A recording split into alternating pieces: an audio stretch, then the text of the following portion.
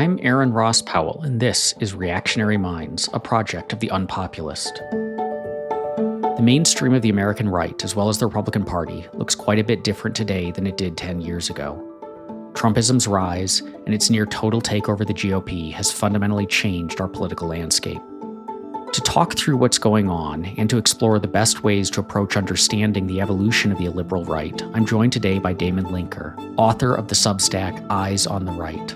He's also a senior fellow with the Open Society Project at the Niskanen Center and a weekly participant on the Beg to Differ podcast at The Bulwark.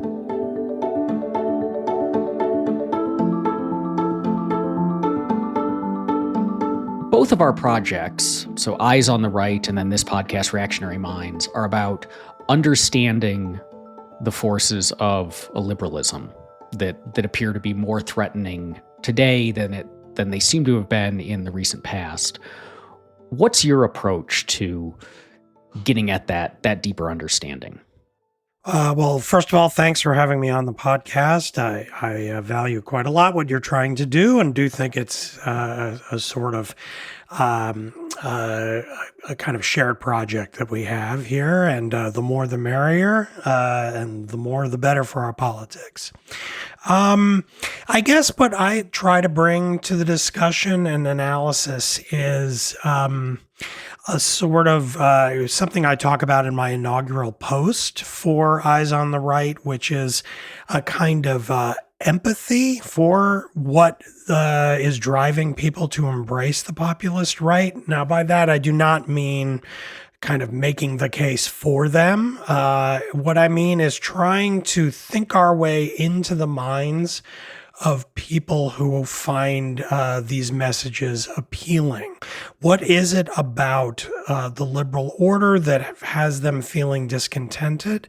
What has them receptive to these severe critiques of the liberal order?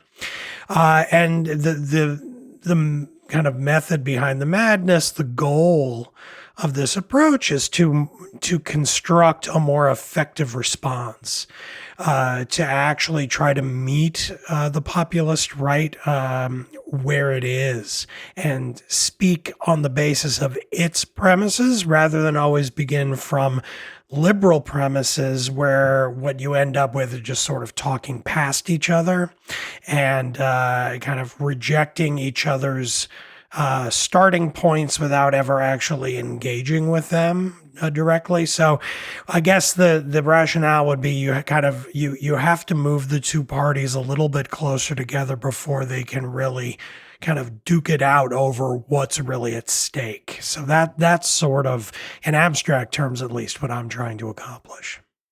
I had in that opening essay for Eyes on the Right, I had underlined that part about empathy because it sometimes feels hard I have a lot of friends who are deeply involved in gay rights and trans rights, for example, and to say to them, you should approach with empathy understanding of people who are labeling you groomers and saying, you can't have pictures of your same-sex spouse on your desk if you're a school teacher, or people who want to institute a Catholic theocracy over the country. Like, these are really threatening things and really immediately dangerous things. Proud Boys showing up at Pride events. And so it can be hard to say, if you're in that situation, to think like, I should be trying to understand at an empathetic level the people who are calling me groomers. Yeah, I totally understand that, and it's a natural human response, and it is, in that respect, what I'm sort of advocating is difficult. It's a kind of challenge, and it kind of works against the instincts that are provoked by our politics, where both sides, and I am guilty of often using the formulation both sides, but I don't usually mean a kind of moral equivalency. It's a kind of formal mirroring that tends to happen in partisan politics. So what I mean is that both sides in our politics have a kind of activist sensibility these days where the goal is not simply to really persuade the persuadable. It's also to kind of provoke your enemy.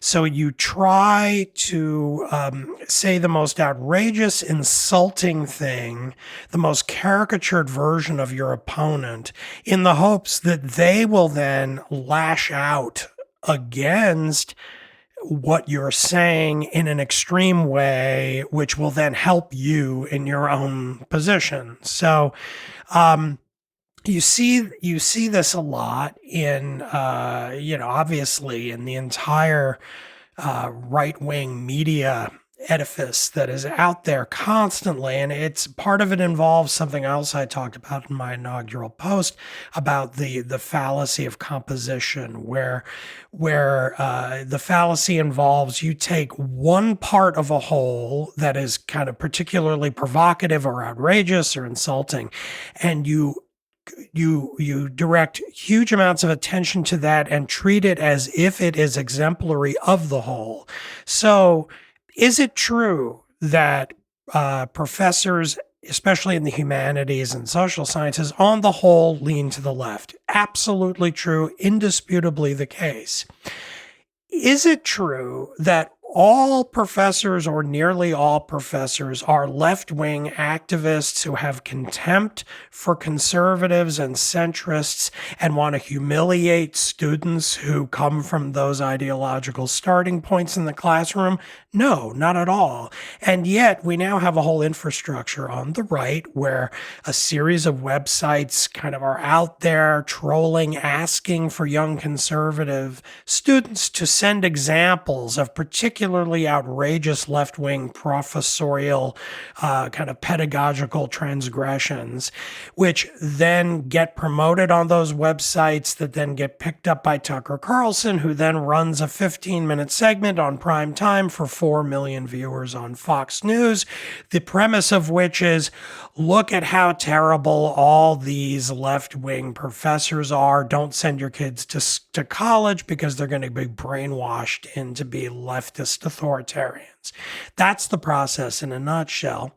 And there is a way in which it also works in reverse, where the left will fasten on to the most egregious, fascistic statement of someone on the right and then try to make it seem as if everyone from Liz Cheney on over to Trump and then past Trump to like Proud Boy, neo-fascist, like this guy Nick Fuentes, like everything between them is kind of all equally terrible. And now why would someone who's a Democrat or another kind of progressive want to say that? Well, because you want to win the election, right? And so you don't want anyone anywhere to vote for the other side. So you try to collapse the distinctions and assimilate everyone who's your opponent in an election to the worst example of the other side.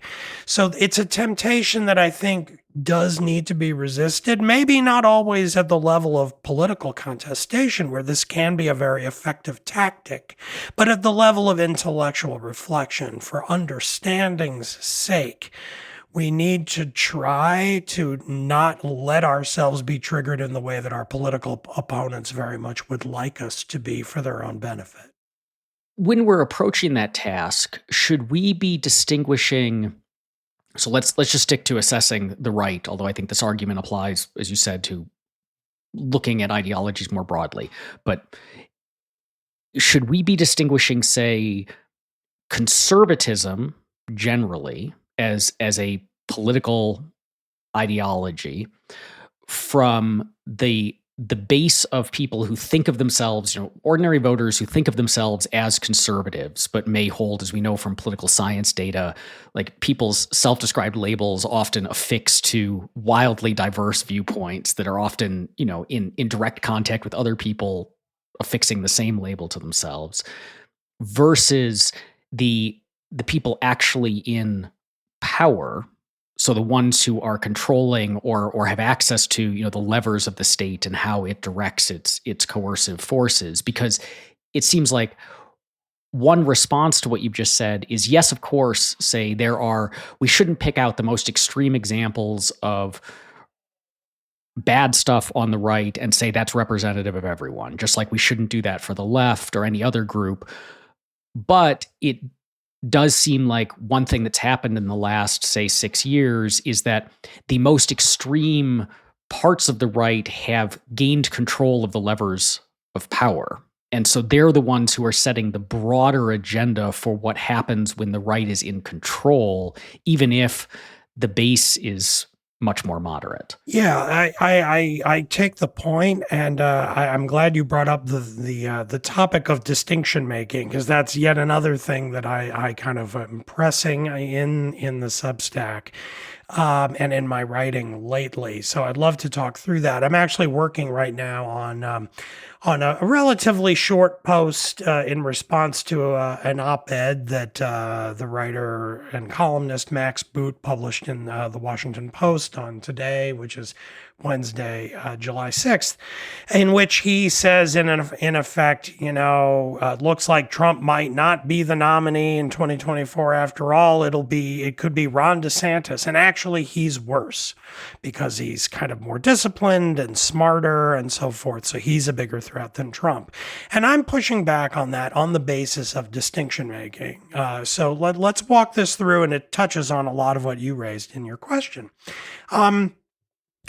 I don't think there is anything written in stone that what conservatism or kind of, right of center politics in a liberal democracy, what its policy matrix has to be.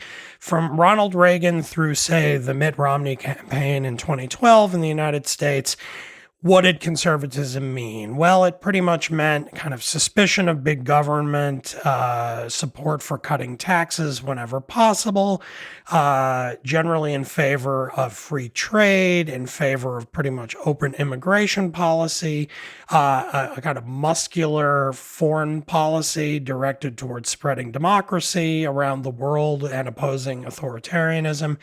And then finally, a kind of principled moral traditionalism on social issues that ranged from appointing judges who would overturn Roe v. Wade, which has recently been a success after 49 years of trying, to, opposition to the series of reforms that have come up on the progressive left, from racial issues through to women's rights, gay rights, trans rights, and so forth. So that's kind of what it meant to be a conservative until pretty recently. Now with Trump, it became with Trump and is now becoming the kind of broader consensus among conservatives that actually what it means is, yeah, cutting taxes and government on the whole is good, but if those things can be used to help kind of working class Americans, then maybe those things aren't so bad.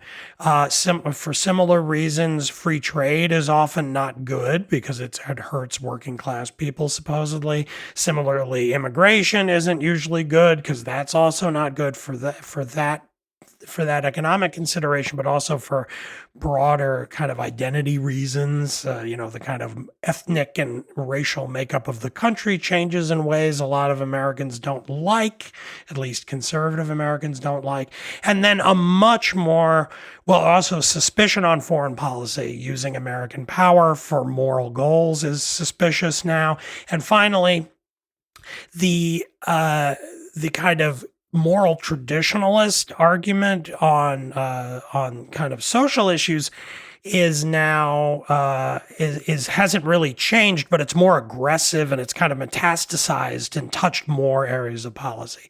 So is there anything illegitimate about that latter group of policies in and of itself? Like, should that not be permitted within liberal democratic politics to have the right side of the spectrum be defined that way? I actually don't think there is any principled reason to think that should not be allowed to be the kind of right-leaning contesting party's position. Now, the problem is that some of those positions brush up against moral commitments that kind of put into question some of American principles, but those principles themselves evolve over time. And so I would prefer that those kind of policy questions get debated in the political arena as has always been the case. And I do think it's okay for the right-leaning party to change what it cares about.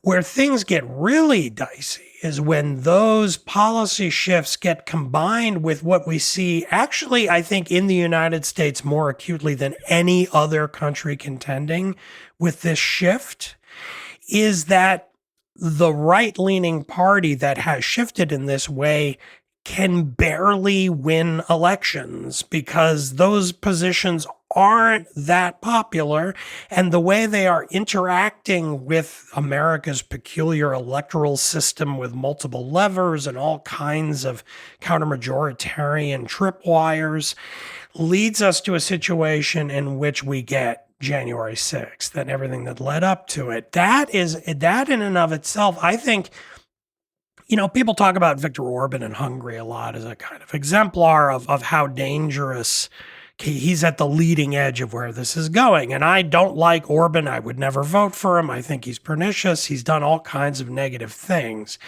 But I think Trump is actually much more dangerous than Orban. Orban actually, even if he puts his thumb on the scale a little bit in various ways to give him and his party, the Fidesz party, kind of an edge in electoral contests, he does, and his party does win votes.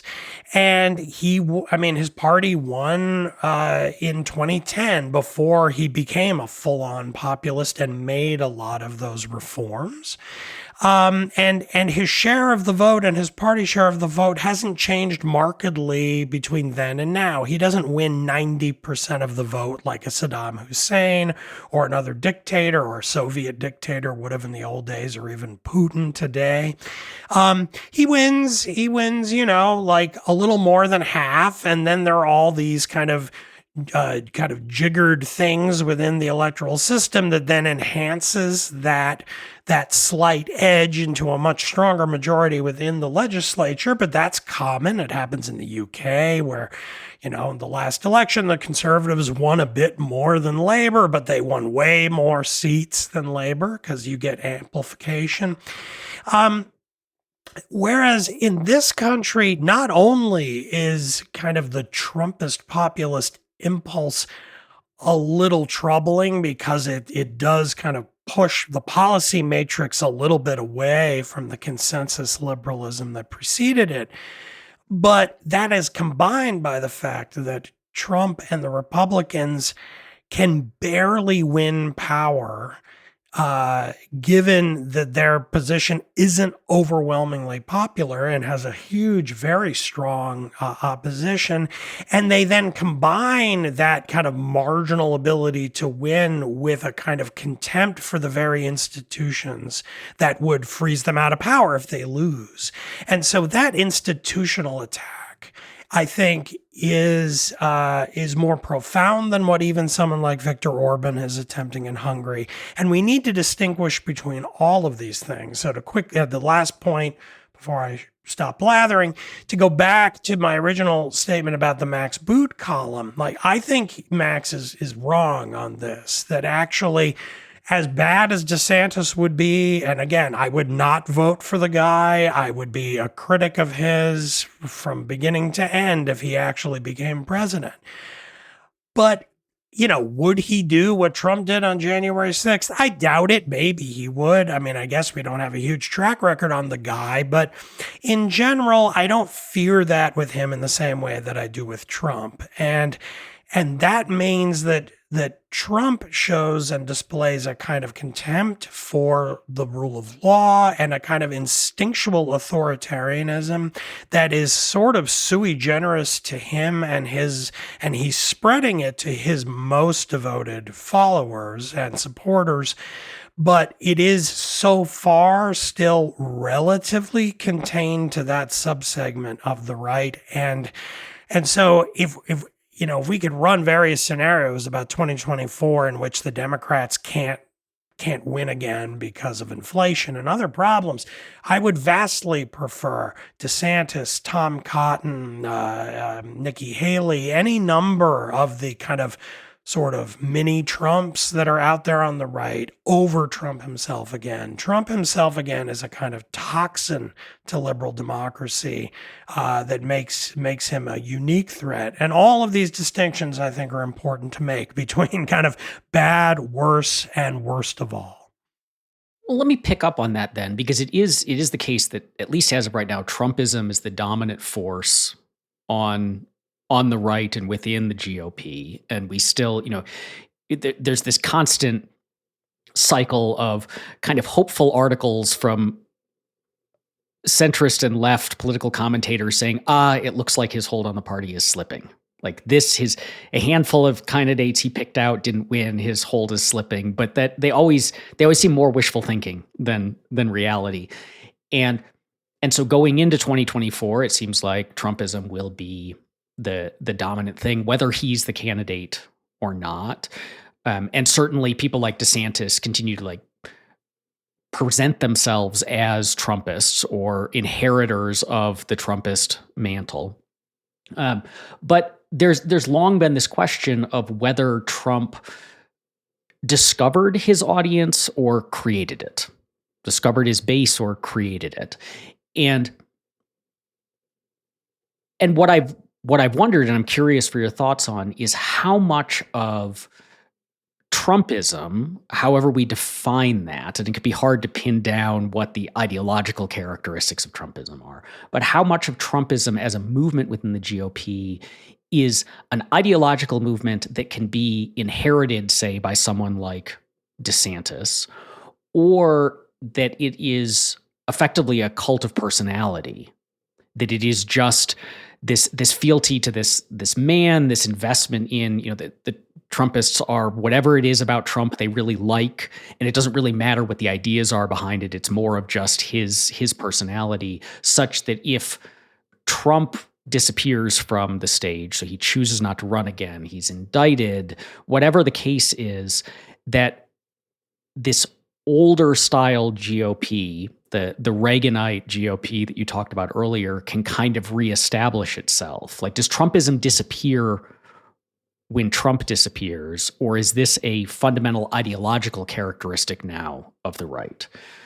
Great question. There's so much in there, so much that could be said. I mean, it's obviously a very complicated situation. I mean, all right, so at one level, clearly, if you know the history of the American right, you know that the kind of general dispensation that Trump represents ideologically has been there for a long time. And there's one story you can tell about the right that had been told for many decades by people in kind of the National Review circle. And I think a kind of heir to that would be Matt Continetti's new book, The Right, which is a new history of the right in America.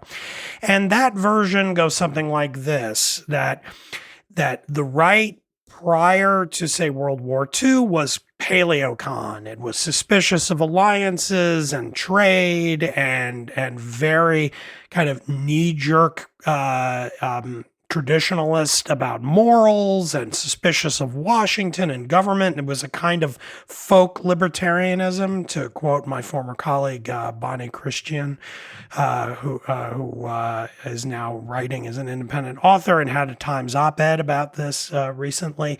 So that was kind of the right. And then after the end of World War II, with Buckley founding National Review, you have the attempt to found a more internationalist right. It ends up taking a side in the Cold War very hawkishly in favor of the United States and democratic capitalism against Soviet communism. And it sort of cosmopolitanized the right a little bit. Now, the original paleocon instinct remained there, and it remained there all along. along. Buckley sort of tried to police the margins of it, tried to excommunicate the Birchers and other small groups that were more rooted in that more conspiratorial, folk libertarian attitude, the kind of people who thought that, Eisenhower was a communist, the great general who won World War II in Europe, who was president and a Republican. He was a communist plant, this kind of an attitude. And that Buckleyite sort of policing of the boundaries and then expanding what conservatism could appeal to in the electorate reached its greatest apotheosis in the victory of Ronald Reagan. And from Reagan, once again, through, say, Mitt Romney's 2012 campaign, you have conservatism is that, with the paleocon stuff still there, still showing up usually on election day to vote for the head of the party and to vote for local offices for the Republicans, but yet a little disgruntled, not very happy, sort of going along. And you get moments of populist rebellion, like 1992, Pat Buchanan challenges George H.W. Bush in his reelection campaign and gives this, bloodthirsty speech at the Republican convention.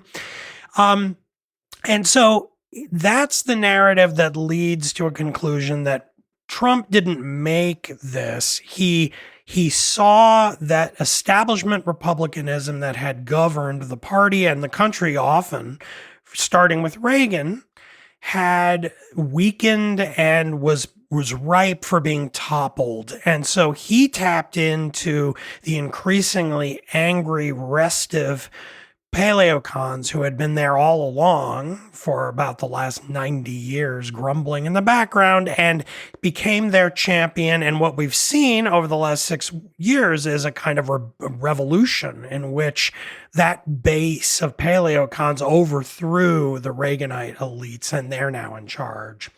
And a lot of that is tied up with the policy matrix that I mentioned earlier, the kind of shift on trade and immigration and foreign policy and all those things. But there's another argument too, another tendency, which you also mentioned and talked about, which is just Trump as a person embodying a populist impulse, which is not limited to kind of the American scene, but is a kind of perpetual threat to liberal democracies everywhere, which is a demagogue who comes up and gains power through deploying very hostile rhetoric against the establishment, against those people in power, whether they're allied with my enemies politically or my allies, whether they're in politics or business or entertainment, it doesn't matter. It's them, the elites. And I am the champion of the true people and want to overthrow them. And Trump was, it turned out to be, one of the greatest demagogues in American history and maybe world history. Once, we can't judge that yet. Let's see how all of this works out. And I say greatest in the sense of incredibly talented, but, execrable. I mean, the guy is a genius at fastening on to the thing that will make the crowds cheer and mixing in a kind of humor with it at the same time that makes it sound like he's not taking himself too seriously, kind of winking about how it's all an act at the very moment that he's doing the most vicious things possible with language, attacking the press, journalists, seeming like he's stirring up violence against them, while sort of like joking that well, of course we're not going to let, attack the journalists, let her go. He's just very, very good at that. Now, your question to set this up was well, which is it? What is it that has infected the Republican Party? And the truth is, it is a blend, I think, of the two. It's not, one of the problems that, say, a Tom Cotton has, Tom Cotton also would love to run for president in 2024. He has given speeches, including at the Reagan Library several months ago that I wrote about, that are very clearly Trumpian speeches on the side of the first category that I just ran through. very like conservatism inflected with paleocon themes on the quote unquote new correct side on all of these issues of foreign policy and trade and immigration and social issues, very rabidly engaged in the culture war in a way that is redolent of Trump. So in all those ways, he sounds like a Trumpist, but he's boring as hell and has no charisma. He sounds like a wet noodle standing up there and looks like a kind of like a geek who tried to make the basketball team and was cut, in the first round of cuts. That makes me very skeptical that he could succeed in this environment. DeSantis, on the other hand, has been shrewd enough and talented enough to combine or try to combine both in a way that I haven't seen in another candidate. And I think it's one reason why so many on the right like him, that he stands abstractly in favor of a lot of the policy changes that Trump brought in. But as the governor of a state, he has more power than one of 100 senators like Cotton to actually do certain things to show, see, I'll use power to achieve these things. But then he also combines that with a really swaggering, obnoxious, populist, demagogic rhetoric that includes him getting up on a stage in front of some high school kids wearing masks during the worst pandemic in a century and berating them in front of the cameras to take off your damn masks. Like, well, freedom, And I don't know what your kind of a language rating is for this podcast, but I'll at least stoop to say, you can bleep me out if you need to, he's performatively an asshole. That is part of his shtick, and that it is that I think makes him a more plausible successor to Trump, because you do need both. You need that kind of anti-cosmopolitan issue conglomeration that Trump has now put at the center of the right, combined with a kind of pure populist and demagogic attack on kind of the people who would police us morally in positions of power, to basically stick a middle finger up at them and say, I'm going to say anything I want and F you, I don't care. You need both. And Trump has both, and DeSantis is, among all the options out there, I think comes closest to matching that. He might not have Trump's kind of instinctual genius at it, but he clearly, I think, he at least understands that he needs to include that in his message, kind of not just the what, but the how in the message, and has enough talent at the latter that he can at least be a potential rival as the leader of that faction. I want to pick up on another thing in your inaugural essay for Eyes on the Right, because I liked it quite a lot as kind of a statement of purpose for the broader project. And so one of the things you mentioned is a pushing back on, we might call like an American provincialism, which is to analyze all of this in the context of what is happening in America. So you mentioned Orban, who's an example of this populism in Europe, but this rise of far-right reactionary populism is not limited to the United States. It's not limited to Donald Trump. We have seen it happen in other countries in forms that look, they're distinguishable from Trumpism, but they share a lot of common features. What has happened in the last decade or so to lead to this renewed movement of right-wing reactionary populism on a more global scale? Well, another great question and another big, answer, which I will try to keep, within reasonable limits. I mean, it's obviously very complicated because now we're not only talking about a continent-wide liberal democracy of 330 odd people, but now we're talking about the broader world with all the differences across countries and regions and histories and so forth. But I do think there are certain commonalities that we can point to.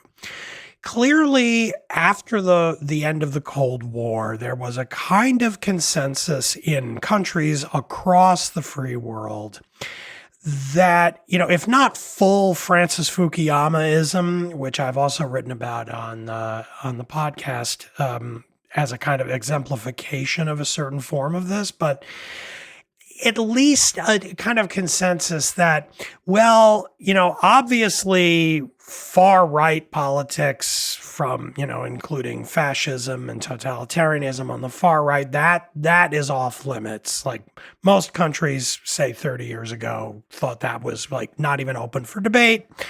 But now with the fall of the Soviet Union, it appears that kind of the leftward side of the spectrum has now been like cut off as also legitimate. So what we're dealing with is that politics going forward in free societies will take place kind of within the 40-yard lines, right? Like, so there will be contestation, there will be elections, and they will be between a center-right party or parties and a center-left party or parties. They will be about whether to cut taxes or raise taxes a little bit, expand government or cut government a little, whether to choose this or that battle with a kind of revanchist authoritarian state somewhere, maybe in the Middle East or elsewhere, and whether to get involved in this war or that war, whether we'll all get together in a coalition of the willing to do battle with them and show them they have to join the club, start taking loans from the World Bank and the IMF and so forth. And, whether immigration should be completely open and free or like somewhat limited, whether it's going to be for the, like Canada does, for the sake of, meeting certain demands for labor within a country for a certain period of time, or it's just going to be open to all comers. There will be these will be our debates. Yes or no, little more, little less. Again, within the 40-yard lines of the field.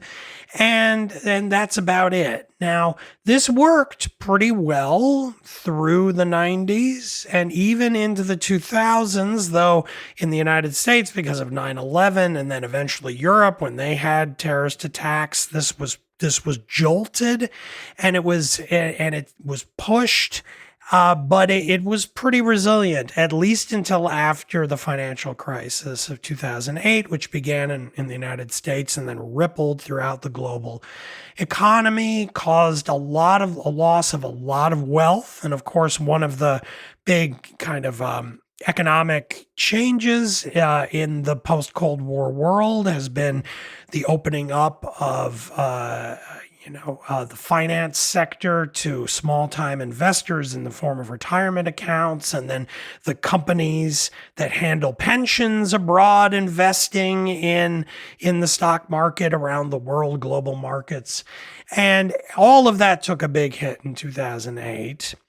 And that bred resentment that then added to resentment about immigration in a lot of countries. I mean, it's a little different in Europe than it is in the United States. Here, there always has been more openness to a kind of harder right-wing critique of some of these neoliberal trends. I'll use the term neoliberal, which no one can seem to define, to describe the Fukuyaman tendency of the 40-yard lines defining politics.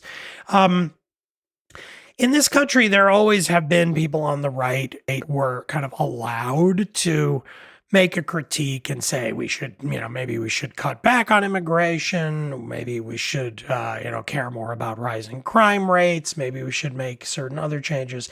But in Europe, Muslim immigration, for instance, in France has been much higher percentage of the population there than here, partly because of the colonial history of the country and allowing immigrants from, say, Algeria in over other countries. And then some of it as a result of a kind of guilt over the legacy of this. And so for various reasons in different countries, Germany has a lot of Turkish immigrants for historic reasons because of labor. In the post-war decades, they brought in a lot of Turks to, again, like Canada, to fill holes in the labor economy in the country. And because of the history of fascism on the continent and shame about colonialism and its moral legacy, there was more of a sense in Europe that, like, you can't really object to having, say, high Muslim immigration, because then you're evil, you're a racist, and that's not allowed. So that maybe in Europe it became not between the 40-yard lines, that even on the right became like the 45-yard line.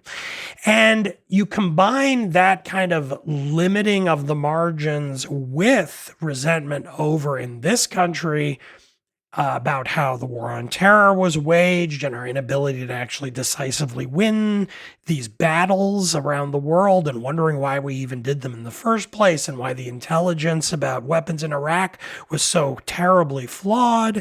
And then add in terrorist attacks in Europe after 9/11, in Spain and France and other places, and feeling like the elites here who are in charge, defending those margins, the 40 or 45-yard lines, like, are inept. They won't actually allow us to debate these things. The anger about the lack of a kind of justice-driven response to the aftermath of the financial crisis in 2008. And you get the sense, looking back, it's clear there was a kind of boiling pressure building up from the lower classes, from people who are not members of this neoliberal elite consensus of, like, we're not, like, the government is not responding to our anger about these things. You have to listen to us, and you have to listen to us, and you have to listen to us, saying it over and over again. And I do think that whether it's the rise of what Orban has done in Hungary, or the kind of perpetual return of the same Le Pen challenge to the French center, the Brexit vote in the UK, the rise of Trump, the rise of the League in Italy. Like, you go around the world, Bolsonaro in Brazil, what's ended up happening in Turkey with Erdogan, where he's ended up versus where he started, Modi in India. In all of these contexts, you have variations on this same story of, we let you neoliberals run the show for a couple of decades, and we're not happy with the results, that you are illegitimately marginalizing the boundaries of political debate. And I think one way of understanding what we've been living through is to see that those boundaries have to be sort of fluid. They have to be permitted by the institutions of liberal democracy to kind of shift leftward and rightward, even if they threaten to, begin to touch up against something that looks a little like illiberal communism on the left or illiberal fascism on the right, because the attempt to forestall that, to prevent it, to say you can't have that opinion, it's illegitimate, it's racist, it's immoral, ends up setting up, it doesn't make it go away. It all it does is increase resentment toward the very institutions that are preventing it. And so we need a kind of more supple understanding of the fringes, if it will, that if you don't let some of it in, you risk a more turbulent reaction against the rules that prevent it from getting in. The last thing I'll say is that, an interesting case study, the German situation is a little sui generis, both because of Germany's incredible power economically and politically within the EU structure, and also because of their distinctive shame over National Socialism, which is almost in its own category of awfulness. But it is interesting that the Alternative for Germany, the AfD party, cropped up in the same period, middle of the 2010s, really scared a lot of people, rightly so.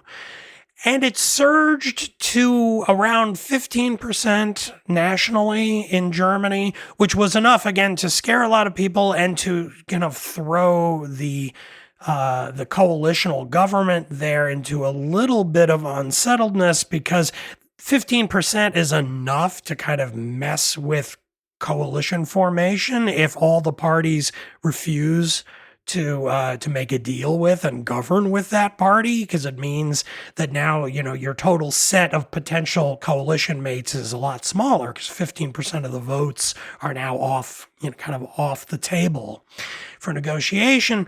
But the interesting thing is that, like, Germany did not ban the AfD party. They didn't allow it to sit in a government, but they did allow it to be the main opposition party to the Christian Democrat-led Merkel government at the end of her very long reign. And the result is that the kind of support for the AfD has kind of come down. It's now getting 9-10%.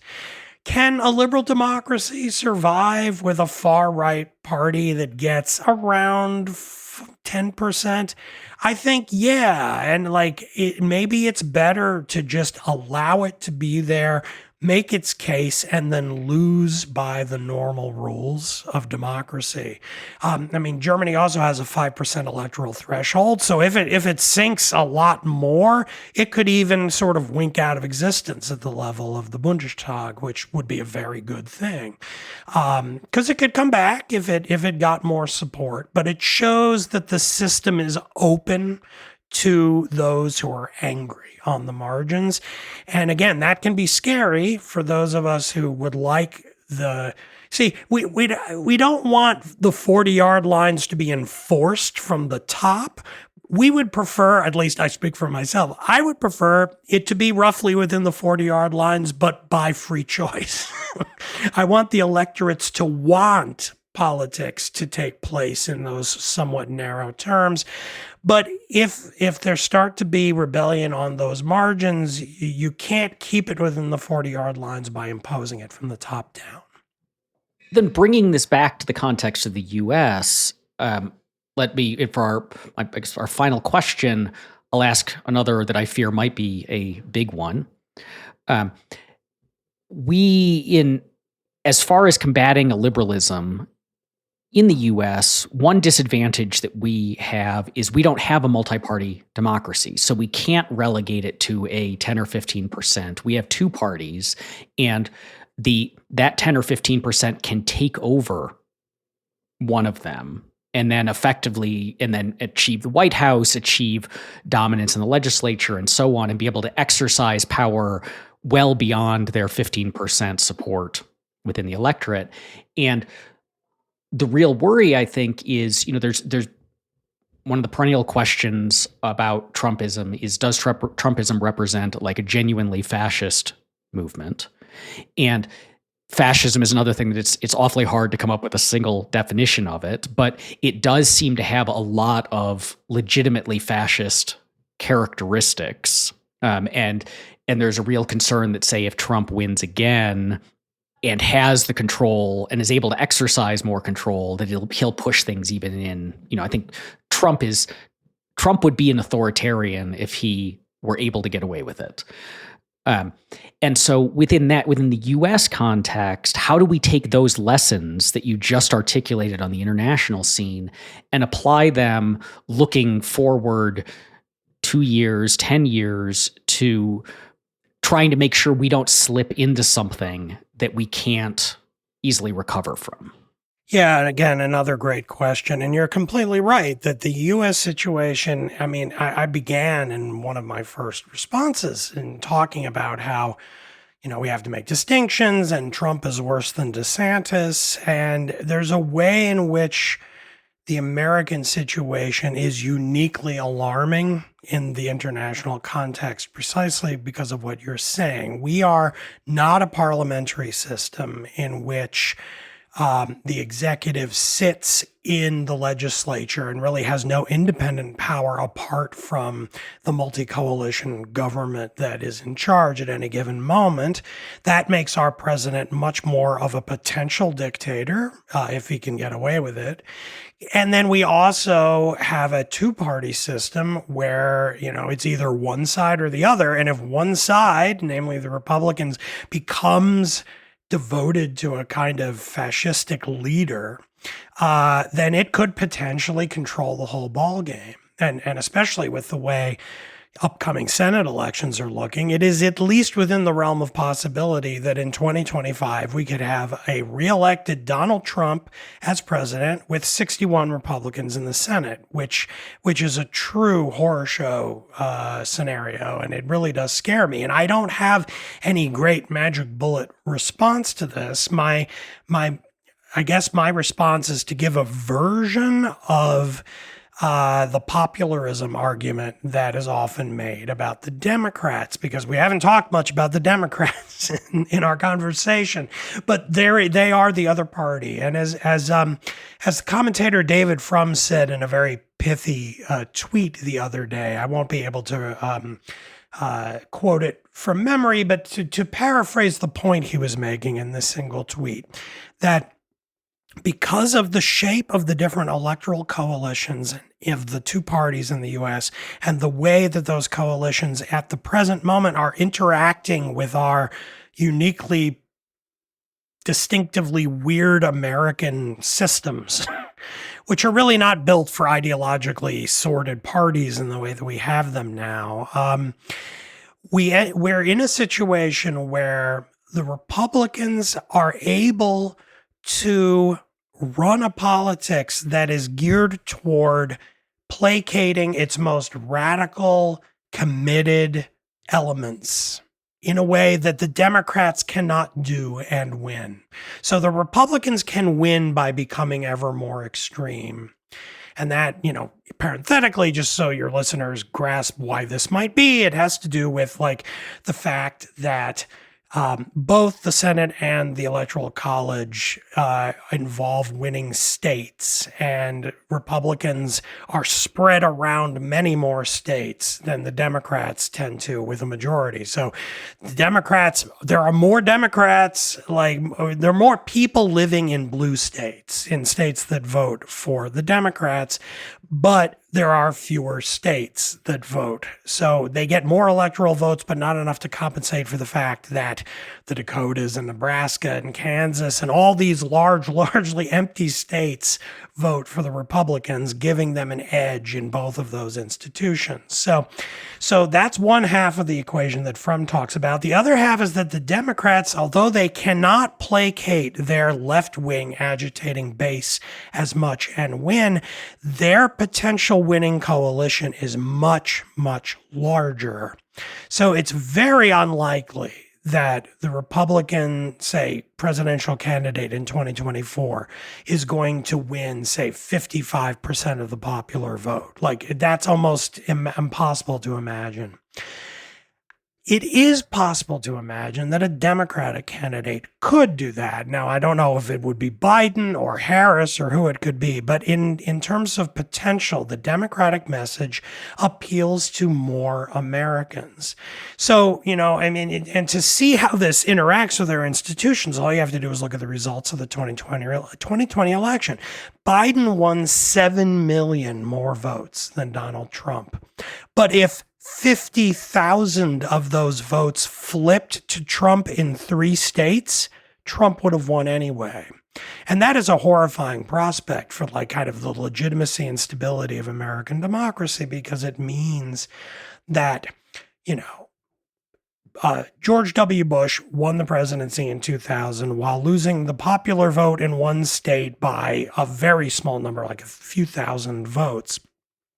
Trump won in 2016, winning the Electoral College while losing the popular vote by almost 3 million.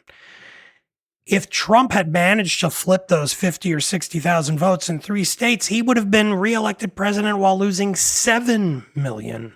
And these tendencies are increasing over time. So it's conceivable that in 2024, you could have a Trump or a DeSantis win the presidency while losing the popular vote by 8, 9, 10 million people, which is going to be very, very dangerous for American democracy, because I do think there are limits to how much losing the Democrats are going to be willing to take if they're actually getting that many more votes in the aggregate. So I guess my medium answer to your very complex and important question is The Democrats need to do whatever it takes to prevail. And if that means moderating on some social issues that will alienate some of their more agitated activist base, they should do it for the promise of winning more votes away from the Republicans in the center. And because really that's the only thing that the Republicans are going to understand, and that could moderate them over the future, which is to realize you can't actually win power saying and doing the things that you're doing. And they need to learn that lesson. If they keep being able to squeak out victories doing this, they're going to keep doing it out of simple self-interest. So anyway, that's my unsatisfying answer. I'm never entirely satisfied with how I answer those kinds of questions, including in the post that went up today. I made a version of this argument. And after I do it, I think, oh, no wonder nobody likes me. It's not very satisfying to say that, we have to be the reasonable ones. We have to be the ones to say, sorry, you passionate supporters on my own side, you got to sit on it so that we can win later. I get why that, pisses some people off.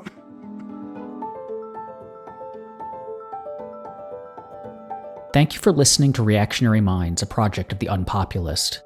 If you want to learn more about the rise of illiberalism and the need to defend a free society, check out theunpopulist.substack.com.